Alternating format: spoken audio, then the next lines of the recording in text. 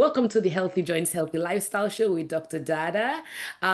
Today I have the first time ever, we are going to have a person who has been a patient at overlake arthritis and osteoporosis, Mr. George Raimondi. Thank you so very much for taking time. We just talked about how the time you were so busy yesterday, you flew in. So really, really appreciate you taking the time to come over to the show today. I'm excited to be here, and hopefully I could share a little bit of my story to help others. Okay, so Mr. Raimondi has had gout in the past, and so we're going to let him tell you a little bit about when we met, and how his gout journey has been, how things were when it started. Yeah, thanks, Dr. Dada. Yeah, for all those that are having this gout issue or gout condition or whatnot, I am one of those that it was incredibly painful for a long time, and I had no idea what was going on. So, I mean, let's just go like 15 years ago or so. I started feeling the pain. It was really in my big foot, where I started feeling that sharp, sharp, sharp pain. I'm like, wow, I can't even put a bed sheet over my toe. I'm like, what is going on? I went to some urgent cares. They prescribed like ibuprofen. They tried to give me like different types of drugs. They said my diet was crazy, and said, hey, stop drinking, stop doing these kind of things, so on and so forth. So I listened, but I was like, oh, that's just one time or two times. Then it started happening more often, and I started figuring out, oh my gosh, it's really when I'm drinking too much, right? I'm eating too much, so on and so forth. So I started getting a little bit more serious, and I think that's when I started meeting Dr. Dada. I think we even tried some things like cortisone shots or things of that nature. This is like 12 years ago. Um, and then I really started changing my diet. I even ran a marathon. Like I was like, I'm going to get off of this stuff. I'm going to really be clean. However, the challenge was, sometimes this stuff I feel like it's hereditary, right? It's genetic. It's Yeah, it's genetic. genetic. So sometimes this kind of stuff, it happened to me. And then Dr. Dada was like, hey, let's try this treatment. And I have been gout free. I think we just looked at our last thing, 90 years. I have Nice. not had an attack thanks to Dr. Dada. So here we are. Well, thanks to you for coming in. It does take a little bit of being aware of listening, of participating, of being a partner in the journey. We try to encourage our patients. No, we are just their guide. I think the patients kind of know what to do, but they need a guide to just help them get to where they'll have really that good quality of life. So, one of the things that you do that honestly has inspired me is, and now we're going off topic, but one of the things that you've done ever since you've been gout free is that you were running a mile a day. Remember, after you became gout free, you started running a mile a day. Yeah. I mean, having a goal like that to kind of have a healthy lifestyle, again, it's only a mile. So I am not by any means athletic in terms of like, I'm trying to run like a certain time or whatnot, but mentally it makes you feel great. Physically, obviously it helps your heart, all the things. So that's also been a fun journey. Yeah, yeah. So one of people struggle on multiple levels with gout. I think you and I know that, the reason why people have gout is there's too much uric acid in their body. Their kidneys just can't get rid of it fast enough. A lot of times it's really genetic. I mean, we do know that food contributes, whether it's, we tell people no beer, no shellfish, no organ meats, no high fructose corn syrup. But people are still struggling. They get on these diets, they try them for a while. They feel that they're gout free. That's the other thing. People feel that, oh, my last gout attack was 3 months ago, so I'm free, I'm done. Boom, done. And they haven't, and so it prevents them from getting the treatment. What do you have any advice for people who are kind of struggling with trying to manage it? Yeah, I think it's for me, my journey. I was gonna say it's natural, but at least naturally for me, as I was going through it, I'm like, this isn't gonna happen to me. This is just a one-off. But then there was one time I fly for work a lot, and it was from Seattle to Spokane, Washington, and I started feeling the gout attack coming on while I boarded the plane. When I landed, and mind you, that's only an hour flight. When I landed, I needed a wheelchair to take me to the rental car place because I could not walk and it was so painful. So that's a long story to say, whatever where you're at in your journey, treatment is incredibly important, right? But for me, I was like, do I really need this? I don't want to be on some sort of drugs for the rest of my life. That's not me. And I'm too young for this kind of stuff.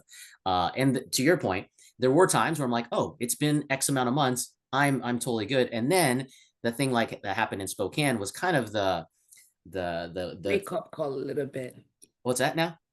I said the wake up call. Yeah, 100%. And I was like, okay, it's not me. It's not my diet. It's not all these things I'm trying. It's just, like you said, genetics. And if there's a treatment, I would like to do it. So that was kind of the thing. What do you advise people? Because you mentioned that I don't want to be on medicines for the rest of my life.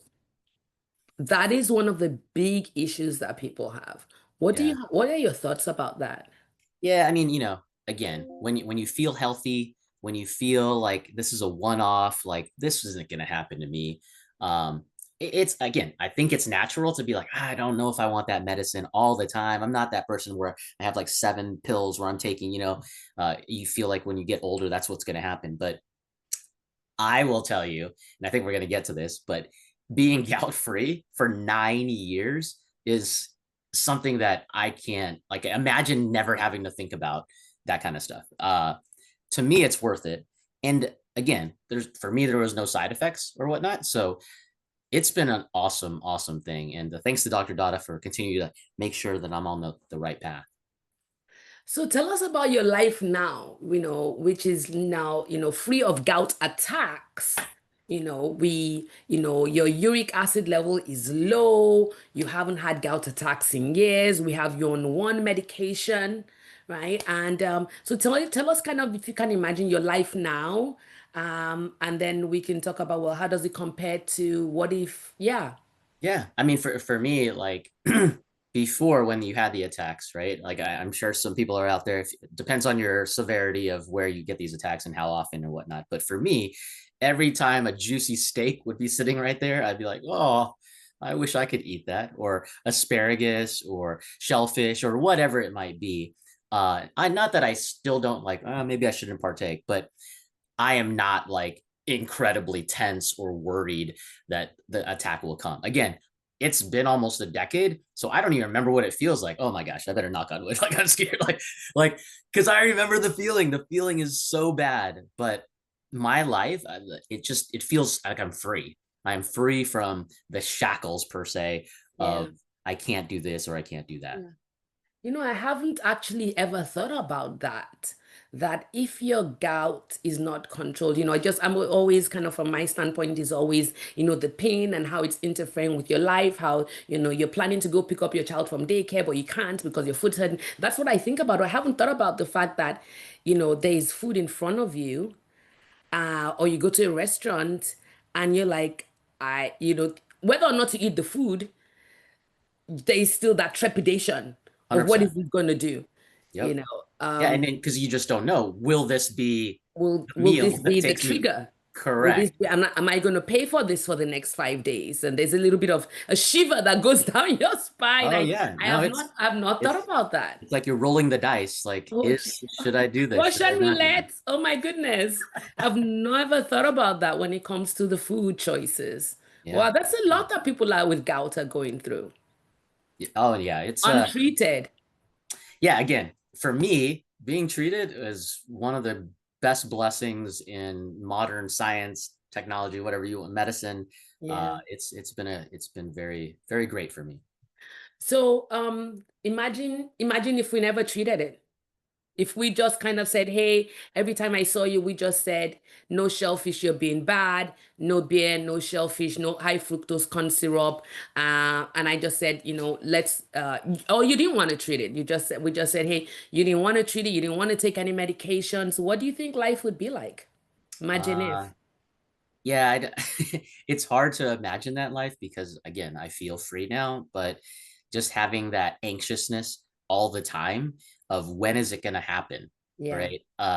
And again, the pain for people like this gout community, we know what the pain is like, right? Yeah. Other people, when you try to describe it, they're like, "What?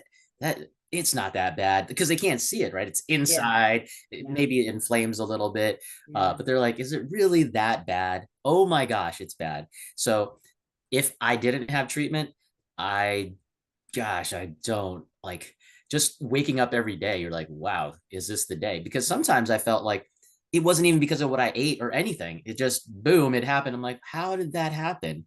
And so, yeah, I am so thankful that I don't have to think that way, that Yeah. there is a Yeah. treatment.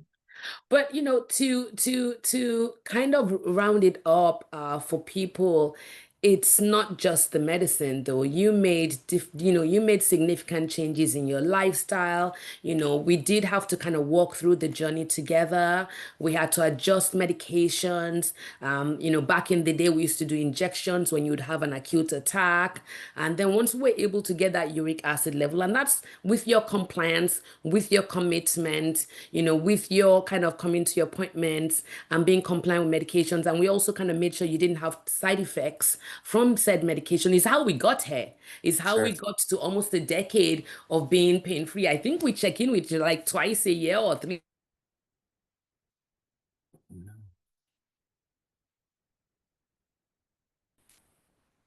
Oh boy, it froze there for a second. Can you hear me, Dr. Oh, Dada? I can hear you. Okay, cool.